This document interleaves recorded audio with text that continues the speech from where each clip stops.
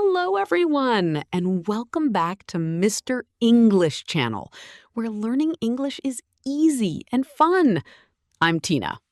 It's a great day to talk about English. I'm really excited to be here again. Tina, how are you feeling today? It's Berlin here. I'm feeling really happy to chat with everyone today. How about you? I'm doing great too, and ready for another interesting conversation. Today, we have a very special topic. We're talking about how learning English opened doors in life. That's an amazing topic because English really can change your life in many ways. Exactly. It's not only about grammar and vocabulary, it's also about opportunities, friendships, confidence, and experiences. Very true. English can connect you to a completely new world. One of my biggest memories was when I traveled alone for the first time to a country where people spoke English. That must have been exciting. What happened there? At first, I was nervous because my English was not perfect. But after some time, I started speaking English every day. I could ask for directions, order food, and communicate with people easily. So English made you feel more confident and independent during your travel? Exactly. I also made friends from different countries and learned about new cultures. That's wonderful. For me, English opened doors in my career. Really? Tell me more about that. A few years ago, my company started an international project where everything was in English. Meetings, documents, and communication with clients were all handled in English. Ouch. And what made it hit harder is that this isn't new. A couple of years ago, when I started learning English seriously, do you know who was the first person to say, "Wow, Mike, your English is really improving"? A stranger? A complete stranger. Someone I'd never met in an online forum. Not my aunt, not my uncle, not the cousins I spent every summer with as a kid. A person who had never even heard my name before noticed my progress before anyone in my own family did. And I think everyone listening just felt something in their chest. Because what Mike is describing, that contrast, that quiet sting, is one of the most common human experiences there is. It really is. And that's exactly what we're talking about today. Why do the people who raised us, who sat at the same table as us, who know our full name and our childhood nickname and our biggest fears, why are they so often the last ones to celebrate our wins? And why do complete strangers sometimes believe in us more than the people who share our last name? We're going to explore the psychology behind it and then give you 3 real steps you can actually take this week. Because understanding this doesn't just explain something, it can genuinely change how you feel about yourself. But before we get into the psychology, I want people to really sit with this feeling for a moment. Sarah, has this happened to you? Not just once, but a specific time you remember clearly? Oh, absolutely. A few years ago, I finished a really challenging project at work. Something I had spent months on. Late nights, weekends, a lot of emotional energy. I was genuinely proud of it. And I mentioned it at a family gathering, kind of hoping for some encouragement. What happened? My aunt looked at me and said, "Oh, that's nice." And then, without even a breath, "By the way, did you hear that your cousin Seema bought a new apartment?" 2 seconds of my achievement, 10 minutes about someone else's apartment. Classic. But a few days later, I got a message online from someone I had never met, someone who had come across my work. This person wrote me 3 full paragraphs about how what I'd done had inspired them. 3 paragraphs, Mike, from a complete stranger. And I'll bet you still remember that message. I saved it. It's still on my phone. Because in that moment, a stranger gave me something my relatives couldn't. Okay, so why? That's the real question. Because our relatives aren't monsters. Most of them do love us in their own way. So why can't they just say, "well done"? The answer is actually fascinating. And here's the thing, it has almost nothing to do with you. It has everything to do with what's happening inside their brain. There are 3 psychological reasons for this, and each one has a name I think you'll remember long after this episode ends. The first one is called the frozen photo. The frozen photo? When your relatives look at you, they don't see the person you are today. They see a photograph from years ago. Maybe you're running around at a family picnic as a child. Maybe you're the quiet teenager who hadn't figured out their path yet. Maybe you're the young adult who was still making mistakes. And that photo never updates? Exactly. It freezes. So your aunt still sees the child who spilled juice on her carpet. Your uncle still sees the teenager who couldn't decide which university to pick. Your cousin still sees the person who was always one step behind him. And when you show up with something new, something impressive, something that doesn't match that old photo, their brain doesn't quite know what to do with it. So instead of updating the image, they just ignore the new information? Yes, psychologists call this identity freeze. It's easier for the brain to protect an old belief than to build a new one. So your growth gets quietly dismissed, not out of cruelty, but because the frozen photo is simply easier to hold on to. This explains so much to me. Every time I go to a family gathering, I feel 15 years old again. My uncle gives me advice about things I figured out years ago. My aunt still introduces me to people as the quiet one. And I sit there thinking, don't you see who I am now? And the honest answer is no. Not because they don't care, but because the frozen photo is so strong, it actually blocks the current reality. It's like wearing old glasses with the wrong prescription. Everything looks a little blurry, but you've worn them so long, you've forgotten what clear looks like. And a stranger doesn't have a photo of you at all. Precisely. When a stranger encounters you or your work, they're seeing you for the first time. No history, no old image, just the person you are right now. And that's why their reaction is so different. They see the real you. Your relatives see an old version of you. It's a little heartbreaking when you put it that way. It is. But once you understand it, you stop taking it so personally. It's not that your relatives don't love you. It's that they're still holding an old photograph, and they don't know how to put it down. Okay, what's the second reason? The second one is called the mirror effect, and this one is a little harder to hear. I'm ready. Your relatives, most of them, grew up in the same world as you. The same neighborhood, the same family expectations, the same starting point. Your cousin went to the same schools. Your aunt grew up in your parents' world. Everyone came from the same place. Right. We all share the same background. So when you succeed, when you do something impressive, when you grow beyond that shared starting point, you become a mirror for the people around you. And in that mirror, they don't see your success. They see their own missed chances. So my cousin ignores my post because it makes him feel something uncomfortable? Not consciously. He's not sitting there thinking, Mike got promoted and I didn't. It's subtler than that. It's a feeling, a tightness in the chest that he can't quite explain. He sees your achievement. Something inside him responds, and he doesn't know how to handle it. So he looks at his phone. He changes the subject to football. He says, "Good for you," and moves on. So he's not ignoring me because he doesn't care. He's ignoring me because it's uncomfortable. Yes.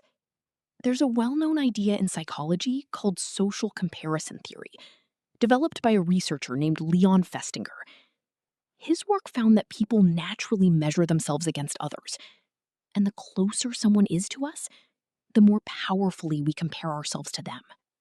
So we compare most with the people we're most similar to? Exactly. You don't compare yourself to a billionaire. The gap is too wide. You don't compare yourself to a celebrity. They live in a different world. But your cousin, who started at exactly the same place as you, he feels very comparable. So your success feels measurable. And that measurement, even when nobody names it, can be deeply painful. I felt this myself. A cousin on my father's side became very successful very quickly, and I remember hearing about it at a family dinner and feeling this strange tightness in my stomach. I was happy for him, genuinely, but underneath that happiness, something else was there, something I didn't want to admit. And that something is exactly what your relatives feel when they hear your good news. That complicated mixture of pride and pain. And most people don't know how to hold both feelings at once, so they choose the easier option. Silence. Silence. But a stranger doesn't have this problem. They don't share your starting point. When a stranger sees your success, there's no comparison, no mirror, just someone doing something good. And they think, good for them. So, paradoxically, the people who struggle most to celebrate me are the people who are most like me? Yes. The closer someone is to your starting point, the harder it can be for them to watch you move beyond it. Not because they're bad people, because the mirror is too honest. Okay. What's the third reason? The third one has a very visual name. It's called the crab bucket. Like actual crabs? Like actual crabs. Have you heard this story? I think so, but tell me. Yes. Children do this too. Before a young child speaks, they listen for months. They watch, they absorb, they process, and then one day, words. So your listening phase is not wasted time. But at some point, you have to cross from absorbing into producing. And that crossing is a decision. A small, brave decision. Like stepping off the shore and into the water for the first time. It feels cold for a second, but your body adjusts. And soon, you are swimming. And this is where it gets emotional. Because speaking does not only ask your brain to produce English, it also asks your real self to come forward. That is true. When you speak another language, you can feel exposed. Exposed means visible or vulnerable, like people can see your weakness. And when you speak English, people can hear your pauses, your accent, your mistakes, and that little moment when your brain is searching for a word. Yes, and that can feel personal. In your own language, you may feel smart, funny, quick, and confident, but in English, you may feel smaller.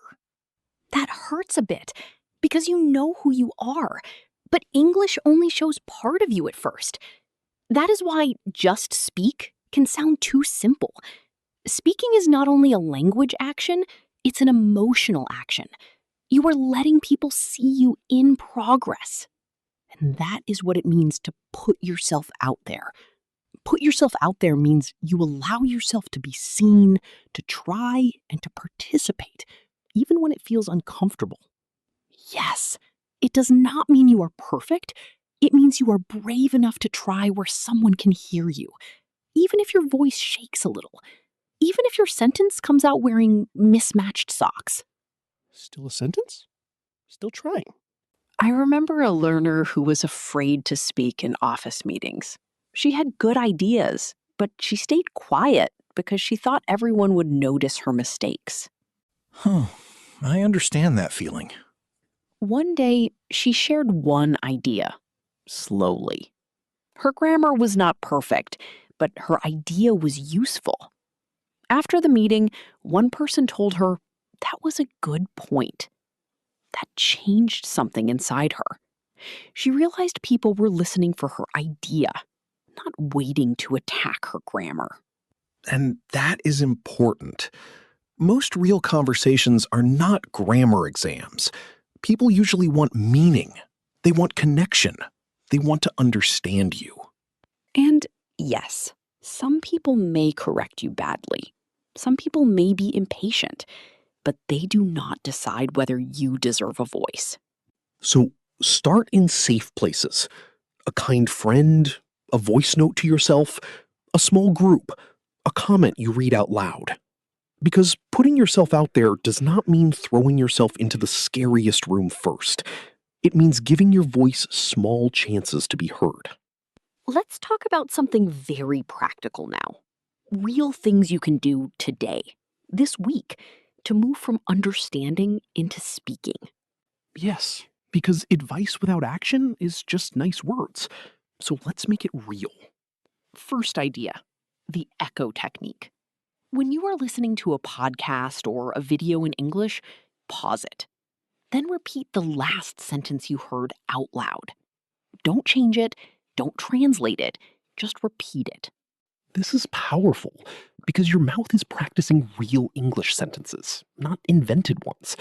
You are copying natural rhythm, natural stress, natural sound. And it feels low risk. There is nobody listening. Just you, your voice, and one sentence. Second idea. Talk to yourself. In English. This sounds strange, but it works. Very strange, but very effective. Describe what you are doing. I am making coffee. I am putting on my shoes. I am going to the kitchen. Simple present, simple sentences, no audience. Your brain is activating vocabulary and grammar in a real situation. And slowly, English starts to feel more natural inside your daily life. Third idea, voice notes. Record yourself for 30 seconds speaking English. It does not have to be perfect. It does not even have to make complete sense. Just speak for 30 seconds. And then listen back. You will be surprised.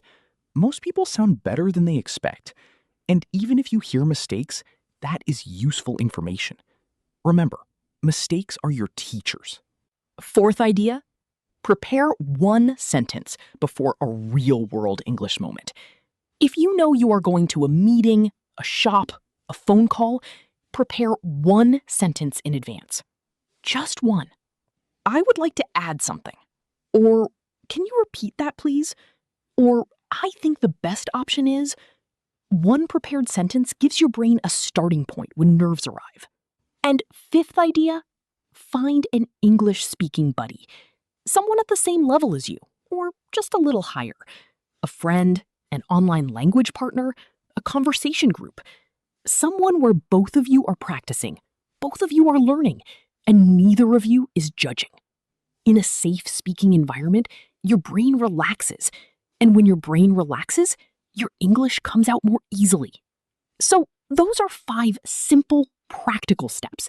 Echo technique, talk to yourself, voice notes, prepare one sentence, find a speaking buddy. You do not have to do all 5 today. Pick one, just one, and try it this week. Sometimes you will need to push through. Push through means to continue, even when something feels difficult or uncomfortable. Not harshly, not forcing yourself until you hate English, just gently continuing when your fear says stop. Like walking uphill. You don't need to run, you just keep moving. You can say, I need a second. Let me think. I am still practicing, so I may speak slowly. Those sentences do not hide your learning. They protect your voice while you speak. Because the goal is not to become fearless overnight. The goal is to speak even with a little fear in the room. Fear can sit in the back seat, but it cannot touch the steering wheel. And I want to say something to anyone who's been listening for a long time, but still hasn't tried speaking yet. That is okay. You are not late. You are here. And here is actually a very good place to be. Because you have been filling your kitchen with ingredients all this time. Your kitchen is full, and now the only thing left is to start cooking. Even one small dish, even something simple. One sentence out loud. That is enough for today. The version of you who speaks English is built sentence by sentence. Not by waiting to feel ready, but by becoming ready while you speak, one sentence at a time. And honestly, that is more than enough. Shall we go into the word tour? Let us tour the words. Okay, let's begin with a word for when you want to do something, but a part of you feels unsure or nervous. Reluctant. Yes, reluctant means you are not fully willing to do something because you feel uncomfortable, nervous, or unsure. You can say, I was reluctant to speak English in the meeting because I was afraid of mistakes. Or, she wanted to join the conversation, but she felt reluctant at first. So, reluctant does not mean lazy. It means something inside you is pulling back.